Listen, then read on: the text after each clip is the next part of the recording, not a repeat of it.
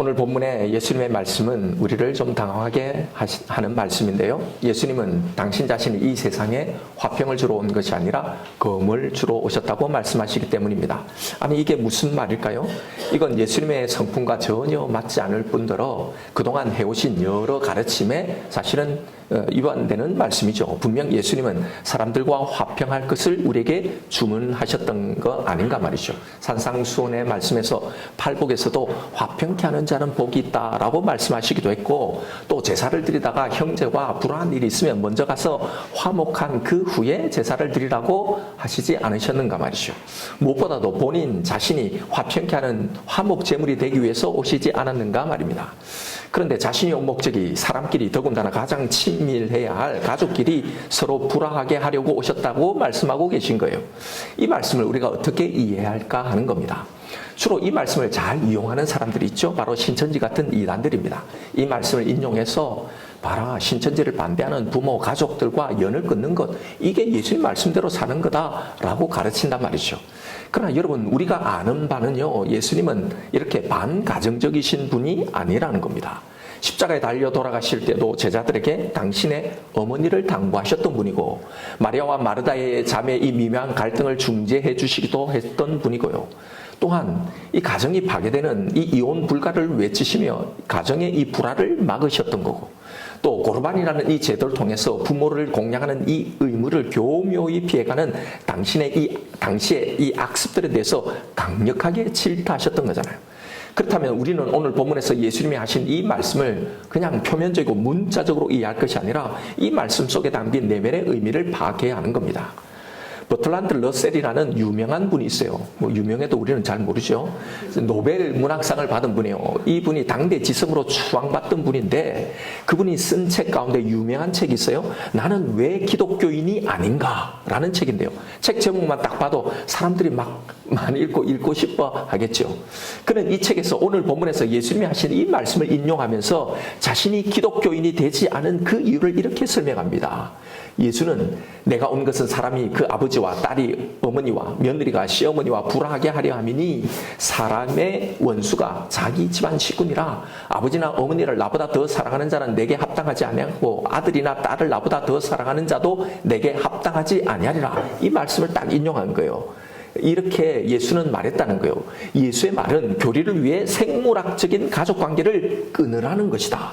이는 기독교의 확산과 함께 그 기독교가 확산될 때마다 세상에 생겨나는 모든 불관용에 지대한 영향을 끼친 태도이다.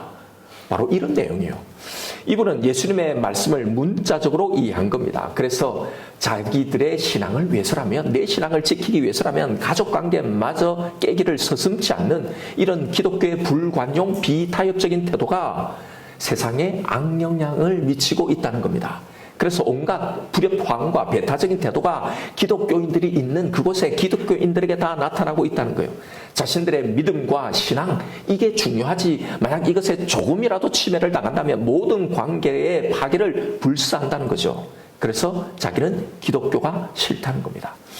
여러분, 싫든 좋든 이것이 세상 사람들이 기독교인들을 바라보는 시선입니다. 그러니 기독교는 부모 제사도 안 지내려고 하는 불효막심한 종교이고, 자기만 하는 매우 이기적이고 재수없는 인간들인 거죠. 크리스찬들은 이런 세상의 반응에 대해서 크게 두 가지 태도로 반응하죠.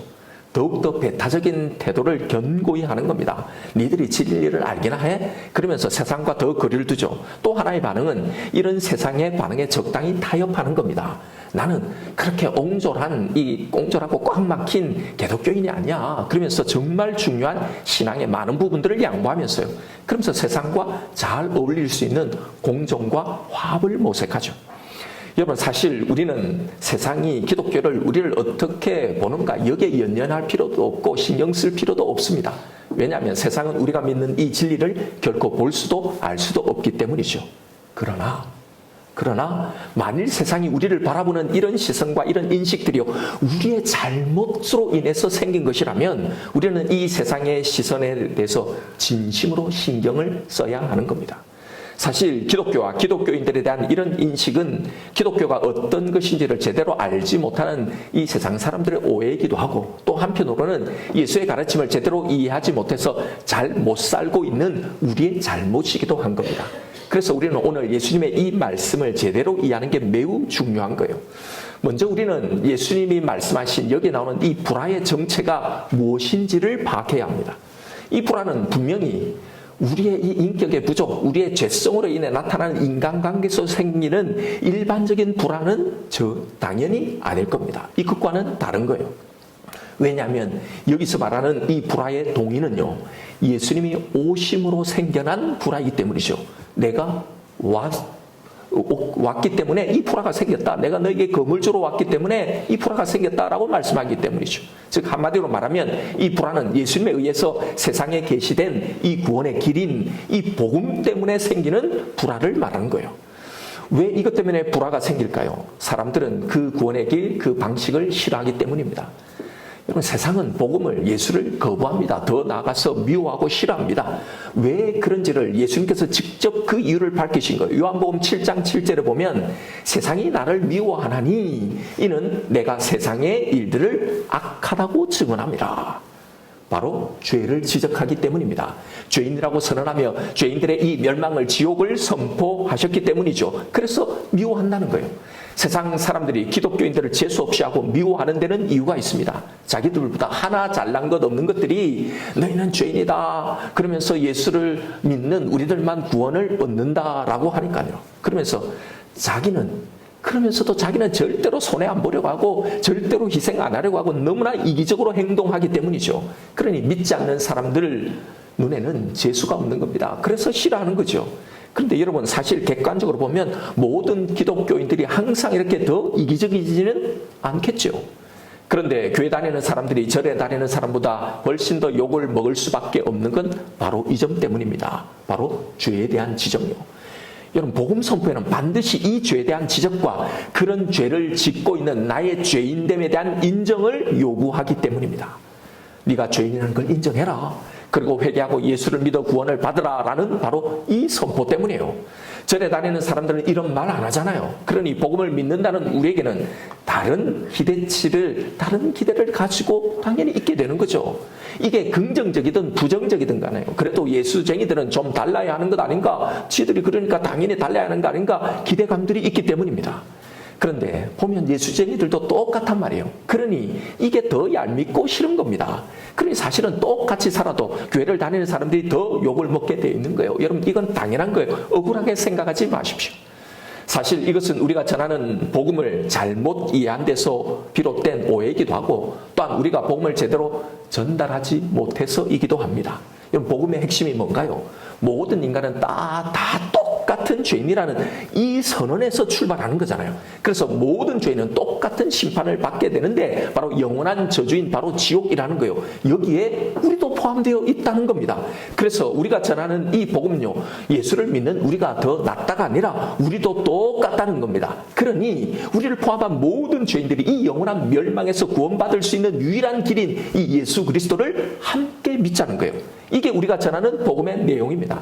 그런데 바로 여기서 이 미움과 불화의 이 근원적인 이유가 발생하는 거예요. 그건 바로 인간은 자신이 죄인이라는 이 사실을 인정하기 싫어한다는 겁니다.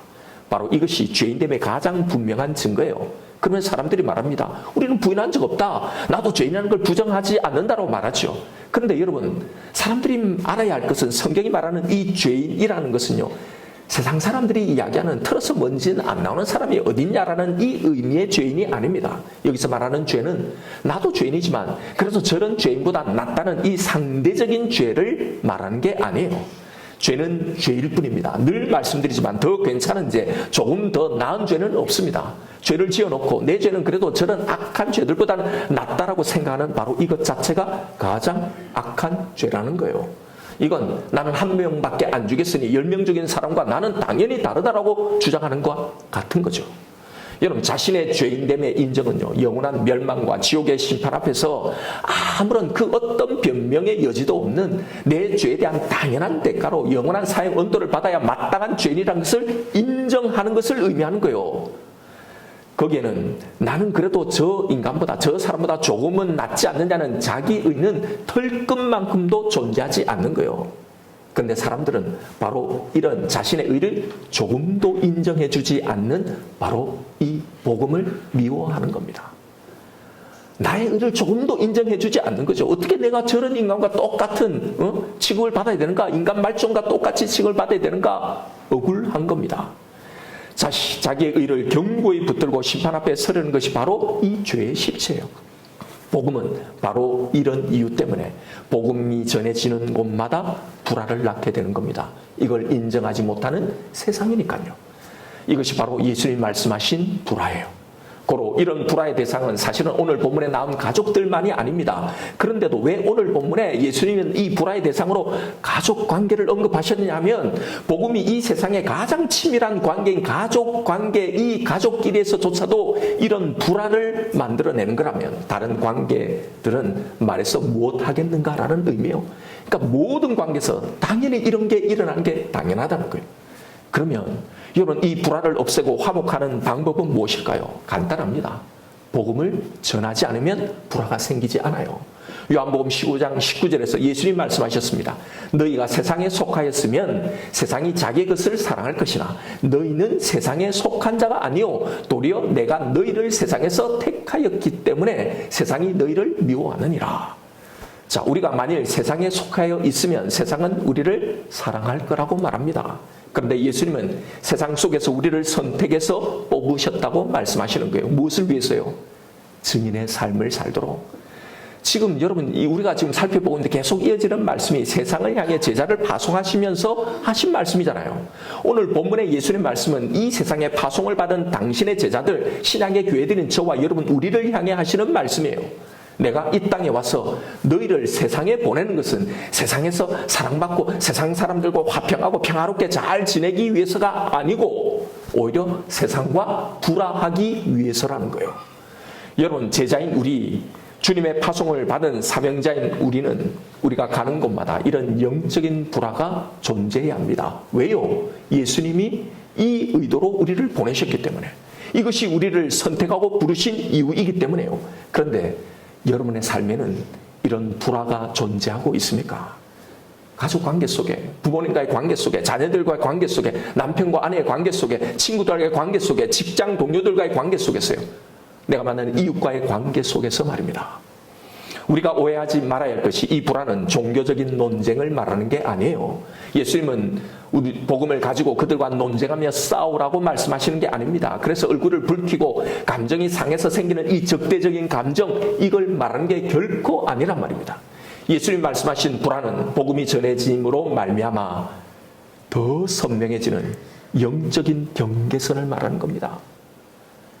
그들이 알지도 못하고 사실은 그 안으로 쉽게 넘어오지도 못하는 이 분명한 경계선이요. 복음이 전해질 때 이 경계선이 쫙 그어진단 말입니다. 세상은 하나예요. 아까 말씀드린 것처럼 모두 다 자기를 의지하고 살아가는 세상은 다 하나이기에 서로 화목합니다. 그래, 너의 선도, 너의 의도 인정해주고 서로 인정해주면서 그래, 우리는 그래도 괜찮은 사람이야. 다 이렇게 화목해요. 그래서 그 화목한 관계 속에 같이 들어가 있으면 가족 관계도, 친구 관계도, 동료 관계도 아무런 문제가 없습니다. 그러나 여기에 복음이 전해지는 그 순간 영적인 경계선이 생기는 거란 말입니다. 그로 인해 그 전까지는 아무 문제 없이 그럭저럭 화목하게 잘 지내던 관계가 깨어지는 겁니다. 그로 인해 그들로부터 오는 거절요, 핀잔요, 거부감, 때로는 모욕감요, 더 나아가서는 이런 말 하려거든 다시는 나한테 연락하지 마라, 찾아오지 마라, 만나지도 않겠다라고 하는, 복음을 전하지 않으면 전혀 들을 필요가 없는 이야기들, 그런 감정들, 그런 관계들요, 복음을 전함으로 발생하게 되는 이런 모든 것들이 여기서 예수님이 말씀하신 불화란 말이에요. 고로 예수님이 하신 말씀, 내가 온 것은 세상에 화평을 주러 온 것이 아니라 검을 주기 위해서 왔다는 이 말씀은요, 주님의 부르심을 받은 우리가 복음을 증가하는 그 삶, 이 삶을 살아야 한다는 걸 말씀하고 계신 겁니다. 주님은 이런 불화를 위해, 이런 불화를 우리의 삶 가운데 일으키시려고 우리를 선택하여 세상에 보내셨는데, 그런데 우리에게는 이런 불화가 있습니까? 오히려 아무런 불편함도, 아무런 어떤 거친 것이 너무나 화목하게 하나같이 잘 지내고 있지 않느냐 말이죠. 여러분, 우리는 바로 이 일을 위해서 부름을 받았고 이 일을 하라고 교회로 세움을 받은 겁니다. 우리의 삶 속에 내 부모님과 내 형제들과 내 자녀들과 내 남편, 내 아내와 내 친구들과 내 직장 동료와 내 지인들, 이웃들과의 관계 속에서 반드시 이런 불화가 있어야 하는 겁니다. 내 부족하고 다듬어지지 않은 내 인격과 내 성품 때문이가 아니라 복음으로 인한 그 불화 말입니다. 그러면 왜 불화하면서라도 이렇게 전해야 합니까? 바로 여기 말씀한 진정한 화목과 화평을 위해서입니다. 진정한 화목과 화평요. 여러분, 왜냐하면 하나님과의 화목됨 없이는 진정한 화평이 없기 때문입니다. 그러니까 지금 우리가 세상과 안에서 너무나 화평하게 지낸 것은 이건 진실된 화평이 아니라는 거예요. 하나님과의 화목이 일어나려고 하는 곳에는 반드시 영적인 방해와 불화가 일어납니다. 그러나 이것은 불화가 아니에요. 진정한 화목을 위한 가정인 겁니다. 가족 간에, 친구 간에, 사람들 간의 불화를 이유로 그들과 화목을 선택하기 위해서 우리가 침묵한다면 여러분 자신도 하나님과 불화하는 것이고 내 가족과 내 사랑하는 사람들로 결국 영원히 하나님과 불화하며 영원한 저주 속에 빠져든다는 사실을 알아야 합니다. 이것이 37절에 아버지나 어머니를 아들이나 딸을 나보다 더 사랑하는 자는 내게 합당하지 않는다라고 말씀하신 바로 이 말씀의 의미인 거예요. 사람들과의 관계 때문에 그것을 더 중요하게 여기서 복음을 전하지 못한다면 하나님 나라에 합당하지 않다는 말씀입니다. 그건 사실은 이 복음의 가치와 능력을 진심으로 믿지 않기 때문이죠. 여러분, 내 사랑하는 가족이, 부모가, 자녀가, 내 친구가 예수를 믿지 않으면 영원한 심판, 지옥에 갈 수밖에 없다는 것을 정말로 믿는다면 이게 우리의 믿음이잖아요. 듣기 싫어한다고, 거부한다고 포기할 수 있겠냐 말입니다. 무엇이 진정한 화목인가 하는 겁니다. 진정한 화목을 위해서라면, 정말로 화목하려고 한다면 전할 수밖에 없는 거잖아요. 예, 예수님도 사람들과의 화목을 바라십니다. 그러나 예수님의 화목은요, 하나님과의 이 화목을 전제한 화목과 화평이어야 한다는 겁니다. 아무리 이 땅에서 평안하게 잘 그렇게 살아도 결국은 영원한 화평과 화목이 없는 그 저주 가운데서 영원히 살 수밖에 없기 때문이에요. 그러니까 그것은 진짜 화평이 아니죠. 진짜 화목이 아닙니다. 여러분, 정말로 가족을, 친구를, 그 사람을 사랑한다면 침묵하면 안 되죠. 그것은 그들과 진정한 화목이 아닙니다. 영원한 불화로 가게 만드는 겁니다. 진정한 화목, 진정한 화평을 전해야 하는 거예요. 그리고 우리는 하나님과 화목을 위해서 때로는 가족 간의 불화, 관계적인 불화를 감수할 수 있어야 하는 겁니다. 그런데 문제는 바른 방식으로 이걸 해야 한다는 거예요. 바른 방식으로 전해야 한다는 겁니다. 우리가 세상에서 말씀대로 살고 복음을 증가하는 삶을 살면 반드시 불화가 일어나는데, 그런데 불화가 일어나는 것은요, 우리가 전한 이 복음 때문이어야지 우리의 잘못된 삶의 태도이어서는 안 된단 말입니다. 이게 문제예요. 이 불화를 우리가 착각하고 있기 때문에요. 그러면서도 그냥 진짜로 실제적으로 일반적인 불화를 겪으면서 나는 복음 때문에 불화를 산다, 불화하면서 산다, 세상에 나는 이렇게 살아가고 있다 착각한단 말입니다. 진정으로 있어야 될 이 불화가 뭔지를요. 전에 기독교 TV에서 믿는 기업인 사장님들이 서로 대담하는 것을 보았어요. 다 믿는 사장님들이에요. 자기도 신앙이지만 사실 믿는 사람들을, 신자들을 고용하고 싶지 않다고 솔직하게 이야기하는 거예요. 한마디로 교회 다니는 사람들이 너무 이기적이라는 거예요. 자기의 신앙을 지켜야 하는 이 문제는 한 채 양보도 하지 않으면서 내가 어디 가야 된다, 뭐 어떻게 해야 된다, 이건 절대로 양보하지 않는 거예요. 뭐 태세까지 불사하면서 다른 일에는 섬김이나 양보나 희생은 전혀 찾아볼 수 없다는 거예요. 자기 희생하지 않으려고 하는 겁니다. 직장에서 믿는 사람이라고 온갖 티는 다 내면서요, 정작 믿지 않는 사람에겐 전혀 선한 영향력을 미치지 못하는요, 아니 오히려 악영향을 미치는 일들이 너무 많다는 거죠. 한마디로 불화한 거죠. 불화한 거잖아요. 그런데 이건 오늘 예수님 말씀하신 불화가 아니잖아요. 우리의 잘못으로 인해 생긴 불화잖아요. 이걸 예수 믿어서 받는 박해다, 불화다라고 착각하면 안 된단 말입니다. 사실 직장에서 믿는 티를 낸 건, 내가 크리스찬한테 티를 내는 건 쉬운 일이 아니죠. 교회에서 신앙이 그래도 좋은 사람일 겁니다. 그런데 여러분, 이건 바른 신앙이 아니라는 거예요. 인터넷에서 읽은 어느 남편의 글입니다. 이 글이 제 눈에 들어온 이유가 있어요. 글 제목 때문입니다. 글 제목이 어느 불신자 남편의 한숨입니다. 그러니까 불신자 남편이니까 이 아내가 크리스찬이라는 거죠. 믿는 사람이라는 거예요. 그 글 내용이 이런 거예요. 남편이 저게 자기는 다른 것 아무것도 바라는 게 없다는 거예요. 그죠? 아침 먹고 가는 거예요. 아침 먹고. 굳이 뭐 이 바쁜 세상에 아침을 꼭 먹어야 되냐 하는데 자기는 이 아침을 못 먹으면 하루 종일 뭐 점심에 아무리 배 터지게 먹어도 하루 종일 허기가 진다는 거예요. 왜 그런 사람들이 있잖아요. 아침 꼭 먹어야 되는 사람. 그러니까 다른 것 안 봐. 내가 뭐 아침에 진수선참 뭐 6첩, 12첩 반상 차리는 게 아니고 어제 저녁에 먹었던 국이든 찌개든 상관없다. 그것만 그냥 하고 김치하고 그냥 먹으면 된다. 그런데 이 믿는 아내가 이걸 안 해주는 거예요. 여러 가지가 이유가 있겠죠. 뭐 피곤해서든지 어쨌든지. 그러면서요, 보면 교회 일은 그렇게 열심히 하더라는 거예요. 교회 뭐 한다 그러면 어디 가고 뭐 하고 뭐 하고. 그러면서 이런 이야기하는 거예요. 내가 다른 것 안 바라는데. 그러면서 자기들끼리 하는 거 보면 천국 가는 방법을 공유하고 막 이러면서 이제 불신자의 눈에는 그렇게 보이는 거죠. 믿지 않는 남편과 여러분, 저는 이 글이 부부간의 문제로 보이지 않고 크리스찬과 넌 크리스찬의 문제로 다가왔습니다. 이 세상에 존재하고 있는 이런 바른 신앙인이 아닌 그런 모습들이요. 믿지 않는 남편과 그를 예수께로 인도해야 할 믿는 아내와의 이 문제로 말입니다. 아내도 나름 어려운 점이 있겠죠. 이 과정의 상황을 우리가 다 알 수는 없으니 이 글에 나타나지 않는 남편의 이 평소의 태도도 우리가 다 알 수 없으니 말입니다. 그러나 분명한 것은 100번 양보를 하더라도 믿는 자의 전 삶이 하나를 위해서 사는 삶이라고 했을 때 크리스찬인 이 아내에게는 아쉬움이 남는 거란 말이죠. 여러분, 이 남편은 예수를 믿을까요? 이 부부 사이에는 분명히 불화가 존재합니다. 그러나 이 불화는 예수님이 말씀하신 불화는 아니죠. 사실 여기 올린 이 글은요, 믿지 않는 아내가 올린, 믿지 않는 처가나 이 시댁 사람들이 올린, 믿지 않는 직장 동료 중에 어느 누군가가 올린 무수히 지금 존재하고 있는 많은 글들 중에 하나일 뿐이라는 사실이에요. 이런 게 너무나 많이 있는 겁니다. 불화는 있습니다. 그런데 이런 식의 불화요. 설교서도에 언급한 것처럼 믿는 우리들과 믿지 않는 세상 사이에 존재하는 거의 대부분의 불화는요, 사실은 우리의 잘못된 태도로 인해 생기는 불화이지 예수님 말씀하신 이 복음으로 인한 불화는 아닙니다. 우리는 이것을 혼돈하면 안 되는 거예요. 여기서 남편과 불화한 것은 아내가 믿는 예수 때문이 아니라 희생하지 않는 아내 때문인 거잖아요. 여기에 인용한 오늘 말씀드린 이 글이요, 하필 아내 이야기라. 여러분, 자매님들은 정말 용서하고 들으십시오. 사실 그런데 이건 남녀를 따라 우리 모든 크리스찬을 향한 이야기예요.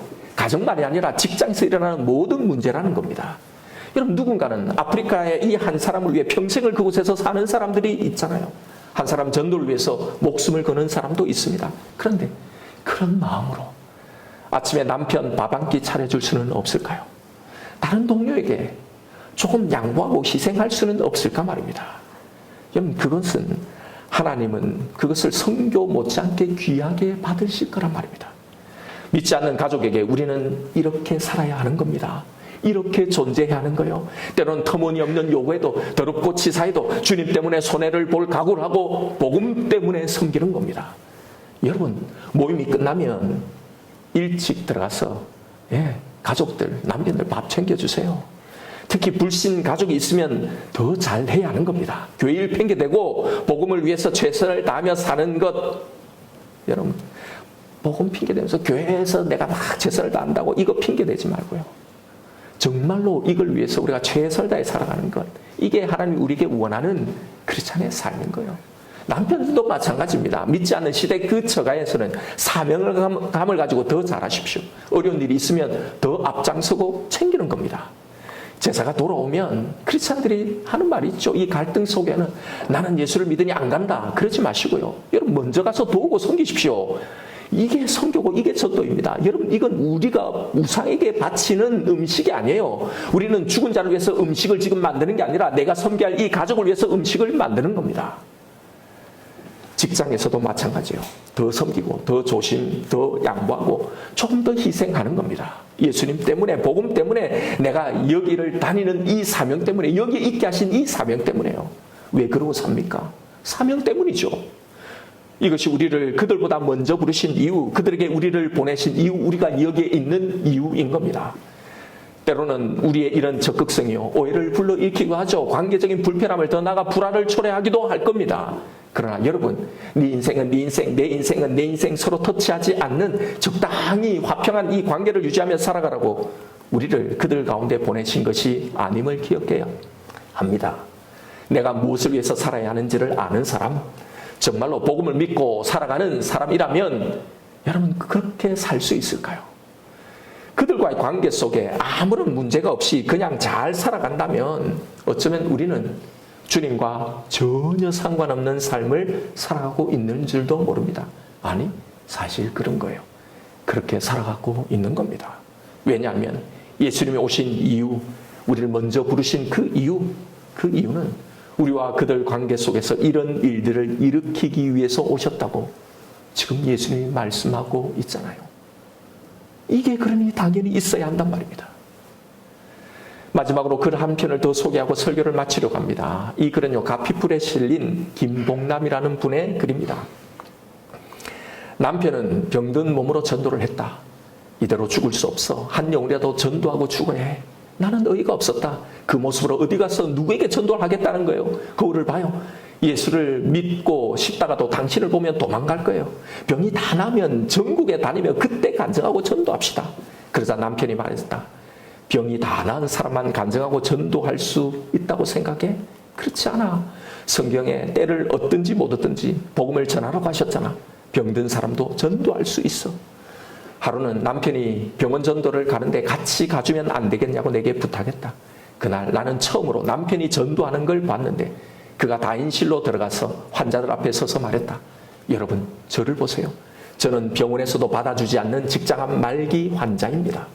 여러분들은 병 입원이라도 할 수 있어서 얼마나 다행입니까?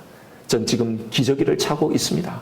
하지만 저는 예수님을 믿기에 죽어도 하늘나라에 갈 수 있어서 감사하고 또 살아도 감사합니다. 여러분은 아프면 누구를 의지하십니까? 제가 믿는 예수를 여러분들도 믿기를 바랍니다. 사람들이 어이없다는 표정으로 남편을 쳐다봤다. 혀를 끌끌 차는 소리도 들렸다. 나는 남편을 병원 복도 끝으로 데려가 말했다. 당신 지금까지 전도를 이런 식으로 한 거예요?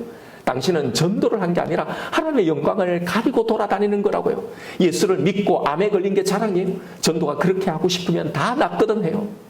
남편이 말했다. 이 세상에서 가장 큰 힘은 진실함이야. 진심으로 사람들에게 복음을 전하고 싶은 간절한 마음만 있다면 내 모습 이대로 하나님께서 사용하실 거야. 그러니 다시 한번 가보자. 죽어가는 사람의 소원이야. 그래서 나는 마지못해 병원은 전도에 끌려다녔다. 그런데 기적이 일어났다. 가련동에 있는 한 병원에 우리가 3번째로 방문했을 때 어떤 아저씨가 남편에게 말했다. 선생님, 또 오셨어요. 이제 그만 오십시오. 지금까지 예수를 믿으라고 많은 사람들이 얘기했지만 전 절대로 안 믿었습니다. 예수를 믿고 병이 나았다고 해도 부자가 되었다고 해도 안 믿었습니다. 그런데 선생님처럼 아프다고 말하면서 전도하는 사람은 처음 봤어요. 그렇게 정직하게 말할 수 있는 사람이 전하는 그 예수는 진짜인 것 같습니다. 어떻게 해야 제가 예수를 믿을 수 있는지 가르쳐 주십시오. 남편의 말이 맞았다. 세상에서 가장 큰 힘은 진실함이었다. 영혼을 구하고 싶은 간절함만 있다면 우리의 모습이 어떠하든지 하나님께서 사용하신다. 그 이후부터 나는 아무 말 없이 남편을 따라다녔다. 아이들도 전단지를 만들어 함께 다녔다. 우리 교회 총동원 전도 주일에 남편은 기저귀를 차고 비틀거리면서 새신자 46명을 데리고 왔다. 남편은 비록 짧은 생을 살았지만 마지막 순간까지 한 영혼이라도 더 전도하기 위해 안간힘을 쓰다가 떠났다. 하나님께서는 그 믿음을 귀히 여기셔서 그가 떠난 지 26년이 넘게 내가 전 세계를 다니면서 그의 믿음을 자랑하게끔 갚아주셨다. 여러분, 가만히 있으면 아무 일도 일어나지 않습니다. 지 몸 하나 잘 돌보지라는 비아냥이나 불쌍히 바라보는 동정의 시선도 시끄럽다고 개독이나 똑바로 살아라고 비난하는 욕설이나 푸제도 없을 겁니다. 우리가 침묵하고 가만히 있으면 우리에게 뭘 할 사람 없고 시비 걸 사람도 없습니다. 그야말로 화평할 수 있습니다. 믿지 않는 가족과도, 믿지 않는 직장 동료나 친구들과도 잘 지낼 수 있습니다. 우리가 침묵하기만 하면 말입니다. 그런데 이걸 생각해 보십시오. 만일 우리가 아무것도 하지 않고 침묵하면, 그러면 내가 사랑한다는 그 사람들의 운명은 어떻게 될까요? 그게 진정으로 그들과 화목하는 겁니까? 그들을 영원한 멸망으로 방치하고 있는데도 말입니다. 바로 이것 때문에 예수님은 우리에게 이 거짓 화평이 아닌 검을 주러 오신 겁니다. 예수를 믿는 길은요, 세상과 결코 평화할 수 없는 길입니다. 감수하고 각오해야 할 것을 각오하는 것이 예수의 제자의 길입니다. 여러분, 세상과 화평하려고 하지 마십시오. 믿지 않는 사람과 아무런 부담도 없는 그런 관계로 있으려고 하지 마십시오. 믿지 않는 가족들, 친구들, 내 주위에 있는 지인들에게 그 관계 속에서 우리는 더 선교적인 마인드를 가지고 있어야 합니다. 여러분, 부부간의 신앙을 하향평준화하지 마십시오. 제일 안타까운 것은요, 우리 교회에 그런 분이 있다는 뜻은 아닙니다. 결혼하면 하나님과 관계가 대개는 더 안 좋아지는 겁니다.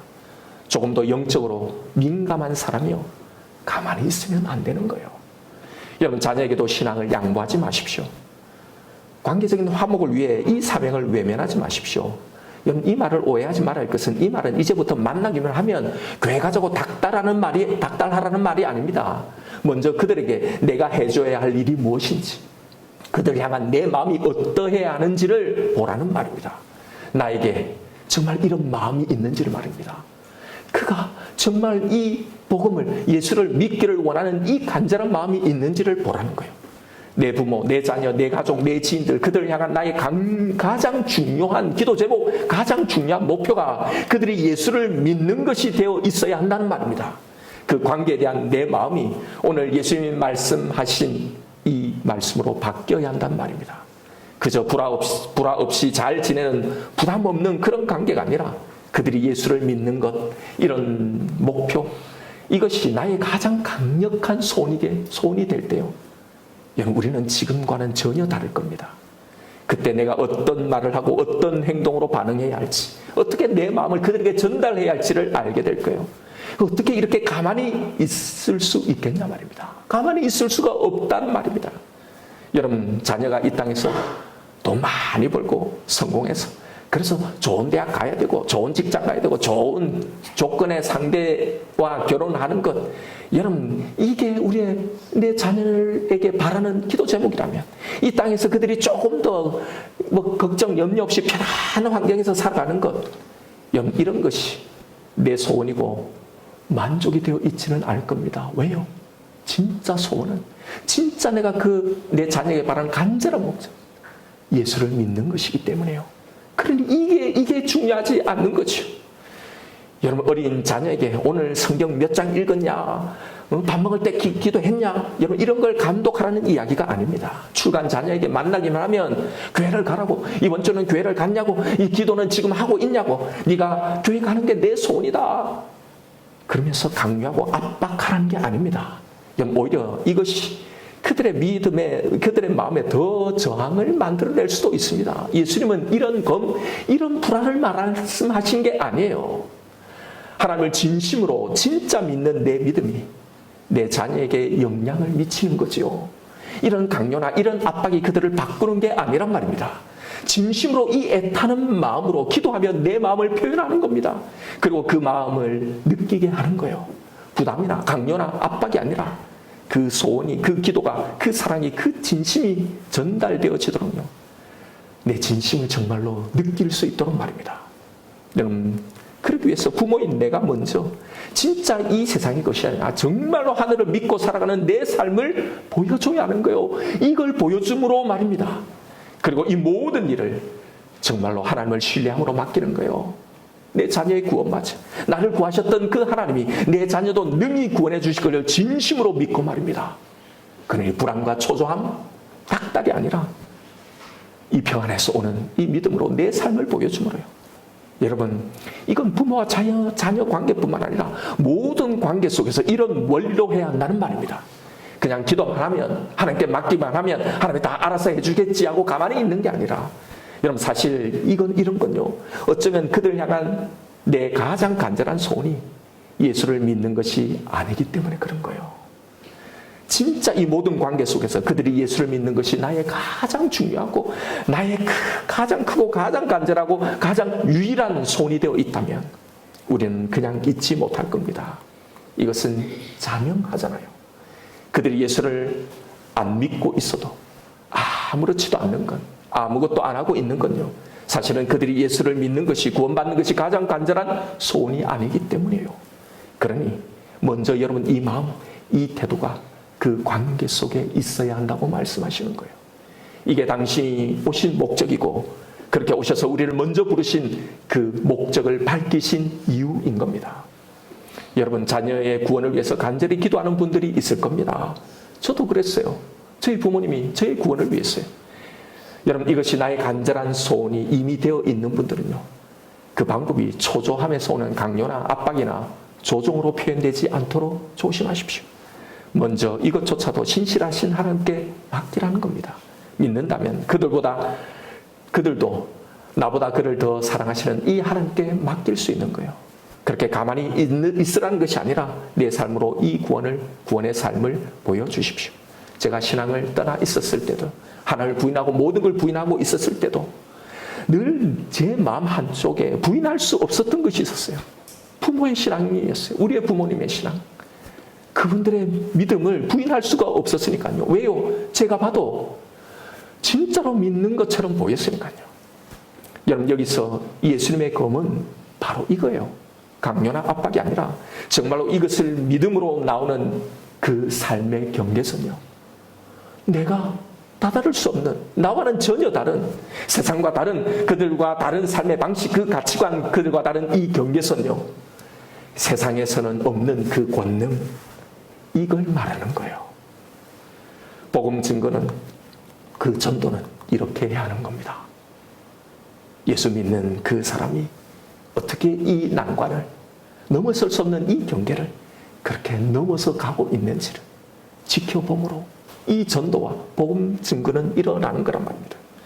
여러분 침묵하지 말고 불편한 관계, 불화가 있을지라도 주님이 나에게 맡겨주신 그 사람들에게 다가가십시오. 복음 때문에 우리를 불편해한다면 여러분 그건 불화가 아니라 궁극적으로 진정한 화평으로 가는 길입니다. 이것이 우리가 걸어가야 할 제자의 길인 거예요.